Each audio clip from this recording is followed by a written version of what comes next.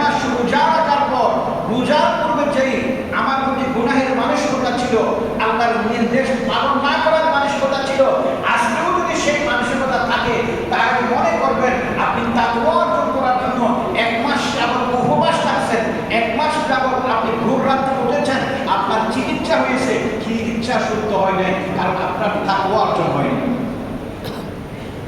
অতএব তাকওয়া অর্জন অর্থ হলো আপনার যখন তাকওয়া অর্জন হবে তখন কি হবে, আপনি পরিপূর্ণ ইসলাম মানবেন।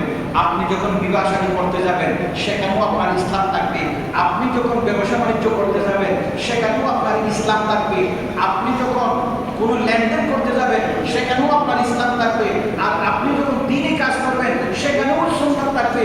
এটাই হলো পরিপূর্ণ ইসলাম।